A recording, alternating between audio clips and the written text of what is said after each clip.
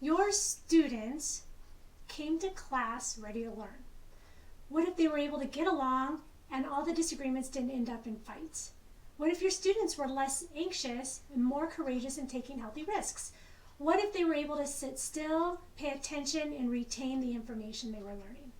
Hi, my name is Lisa Ann de Garcia, and I'm the founder of Whole Child Learning and Wellness.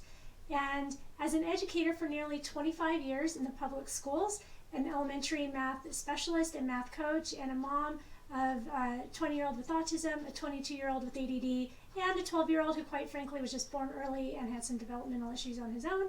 I spent my entire career working with children who struggle academically, socially, economically, developmentally. I spent years trying to figure out why students struggle, learn cutting-edge intervention programs, many of which can be done in the school setting. Some of these programs include Brain Gym, Rhythmic Movement Training, the Listening Program, Interactive Metronome, and the Movement Program. I've also written 4 books around how to teach children mathematics with the challenged learner in mind, one of which is a developmental math assessment intervention protocol for students who are developmentally behind their same age peers. I based this book off of the work that I was doing when I was servicing my students with my math pull-up program. In addition, I work with parents and children doing interventions that are generally beyond the scope of the schools, conducting in-depth one-on-one balances through functional health coaching, kinesiology, brain integration work, and neurofeedback. I look at areas of brain development, including nutrition, environment, primitive reflex integration, and cognitive development to find opportunities in the body and the brain to heal.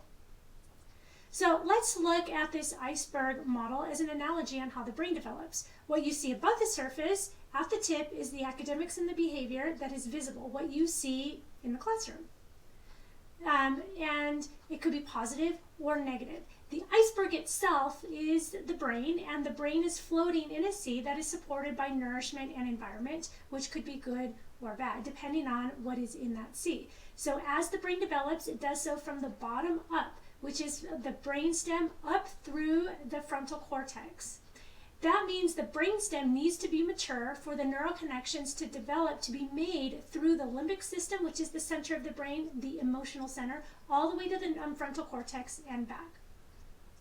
And in that brainstem is a reticular activating system, and this is the part that filters out sensory stimulation, but also is the part that arouses the rest of the brain. Movement is the primary way that the maturation occurs of that brainstem. So therefore, if you have children struggling in academics, which resides up at the top of the brain or the top of this iceberg, you need to look downstream at the more foundational areas and to make sure that those are in place and are properly developed. So for many children, remediation through more academics is like trying to put a clay terracotta roof on cardboard walls. In other words, if the brainstem is immature and you're trying to improve reading through more reading or reading earlier, you could be spinning your wheels for a long time with certain children. And if you've been around for a while, maybe in the education setting, or maybe you're a grandparent, you'll agree that children are changing quite quickly. Why? Because in the last 20 years, we've been bombarded from different directions with a lot of different toxins, from the increase of technology, GMO foods, pesticides, herbicides, an increase in vaccine schedule, an increase of use of plastics and other xenobiotics. It's really mirroring the increase of chronic illness in older adults. So we need to be putting our heads together to come up with new strategies to deal with the changing brain.